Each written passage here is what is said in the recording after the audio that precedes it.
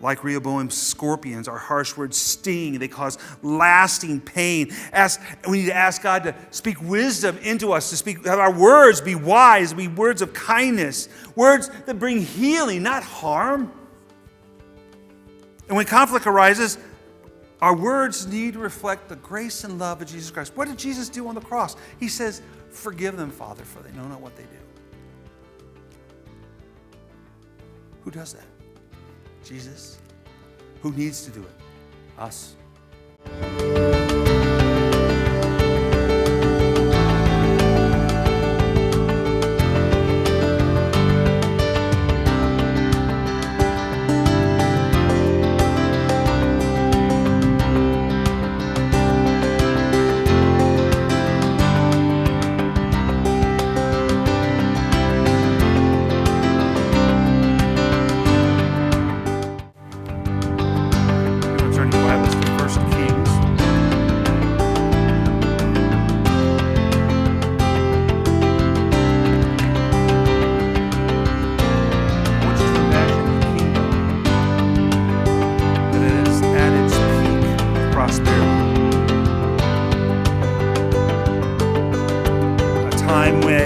The wisdom of the king was legendary.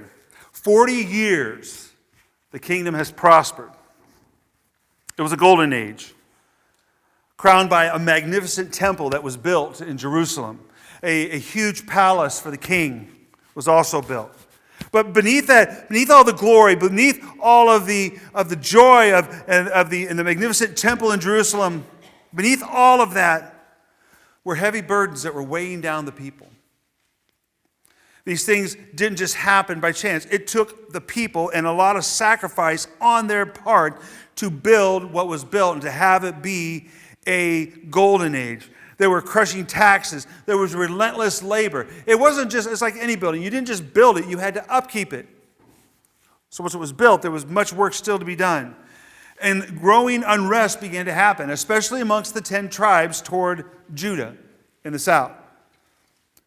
Then we come to a moment of truth. The king dies. Solomon, the wisest man who ever lived, the man who led Jerusalem and Israel into a time of glory, is dead.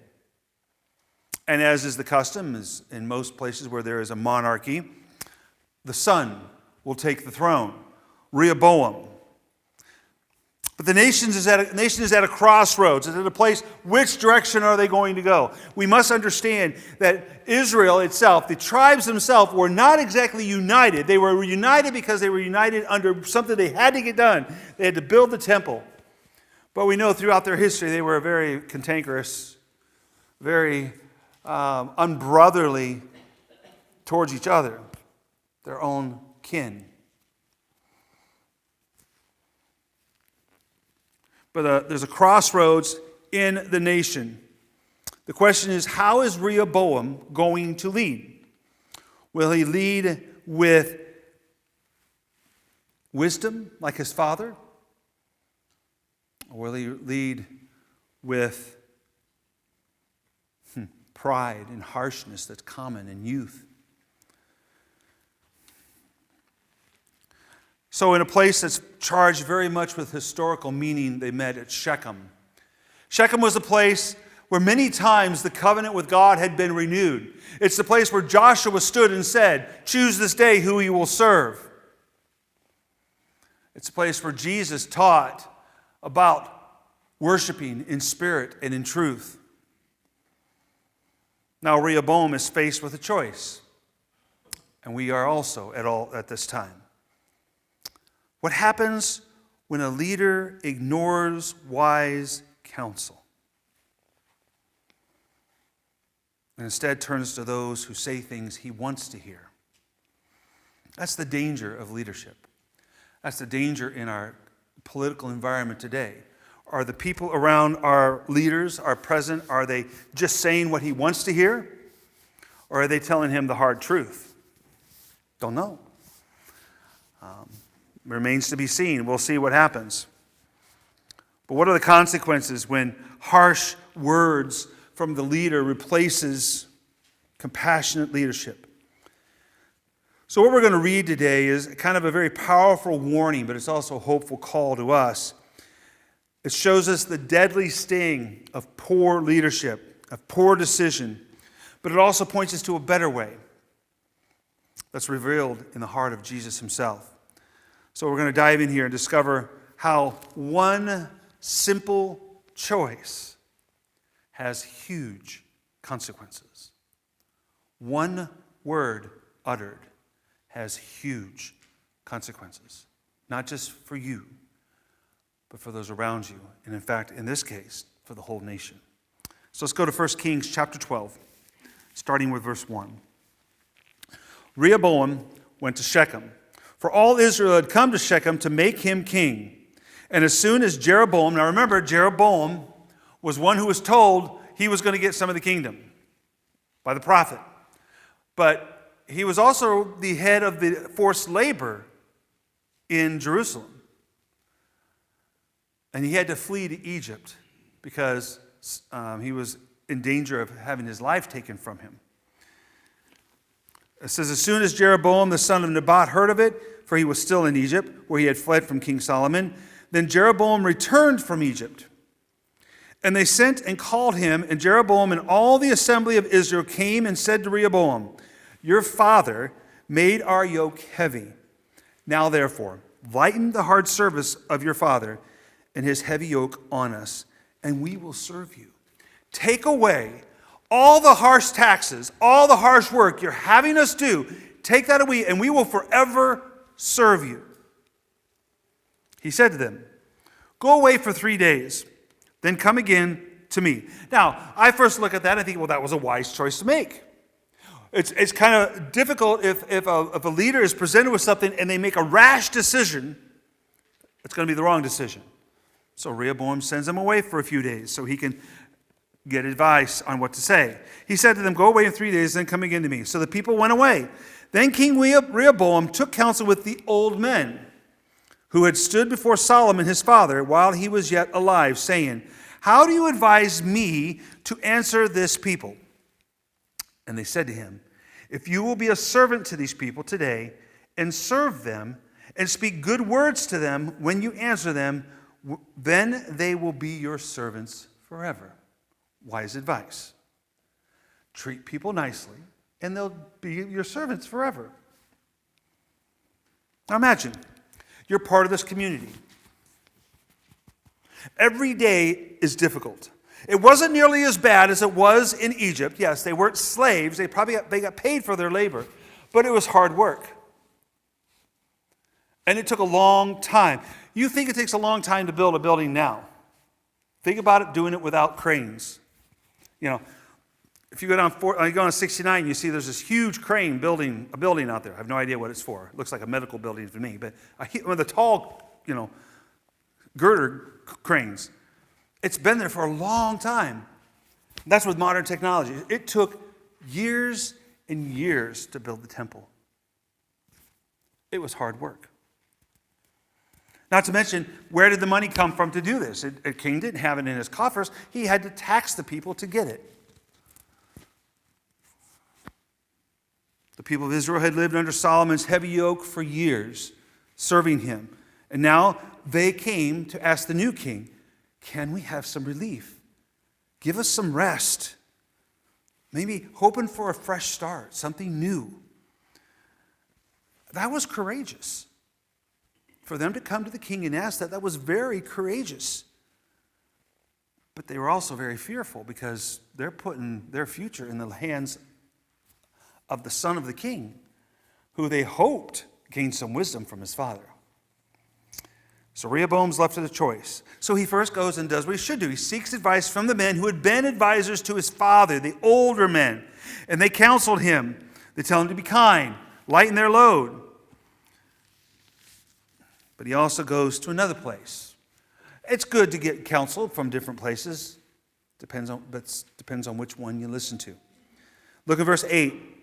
But he abandoned the counsel that the old men gave him and took counsel with the young men who had grown up with him and stood before him. And he said to them, what do you advise that we answer this people who have said to me, lighten the yoke that your father put on us. And I thought it was very interesting. Remember what he said to the old men. He says, please tell me what to say to them. And here what he says is, what do you advise that we answer? Now he could be meaning we as in singular we, me. I don't think he was. That word is different in here. I think he meant he was kind of bringing them into the fold because they were going to tell him what he wanted to hear. So he's trying to butter them up a little bit. You're with me. I'm the king, and it's a status thing. What do you advise that we answer his people when they said to me, lighten the yoke that your father put on us? And the young man who had grown up with him said to him, thus shall you speak to this people who said to you, your father made our yoke heavy, but you lighten it for us. Thus shall you say to them, my little finger is thicker than your father's thighs. Now, I thought that was kind of an odd thing to say. It's a metaphor. Meaning, as strong as my father is, I'm stronger. My fingers are bigger than his thighs. You know how big the thigh muscle is? He's saying, I am more powerful than my father. Right there, he's disrespecting his father.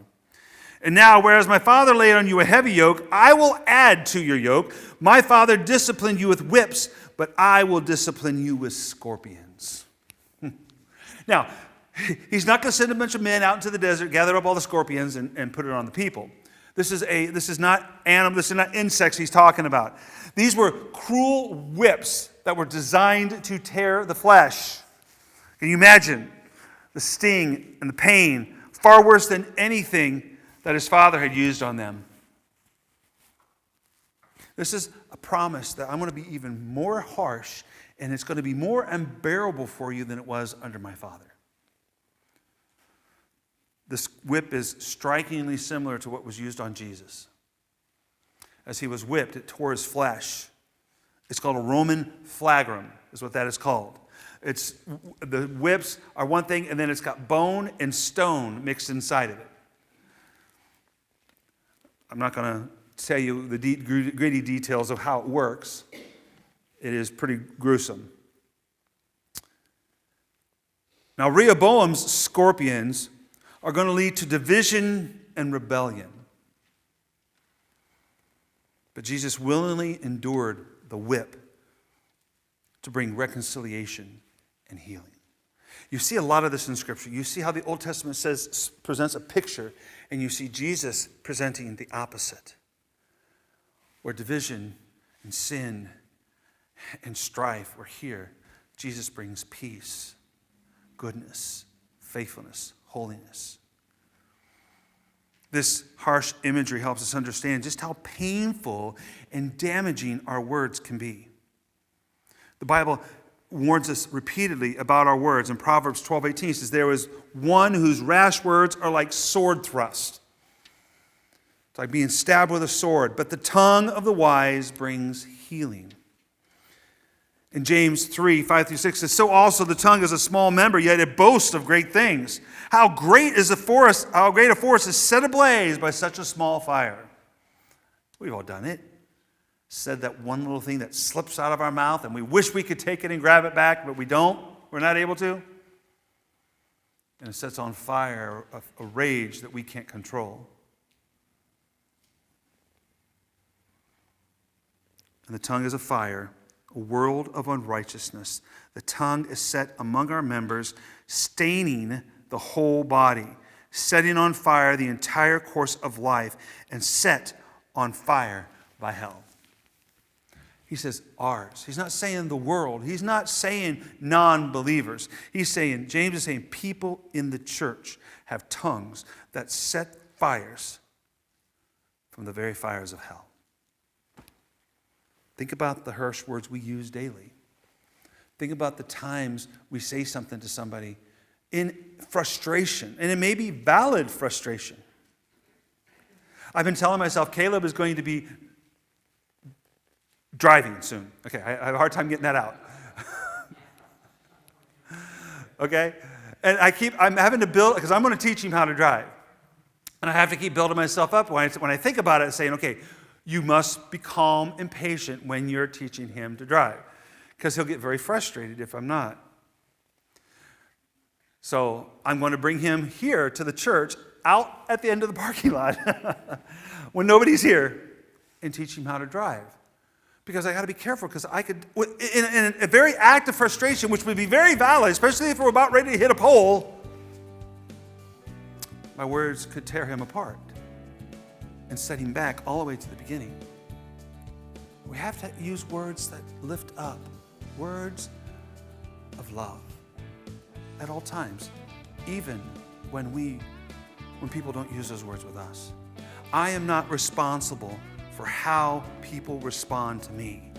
I'm only responsible for how I respond to them. And I will be held accountable for every word I've said. And that bothers me at times. And I'm sorry if there have been times I've used harsh words.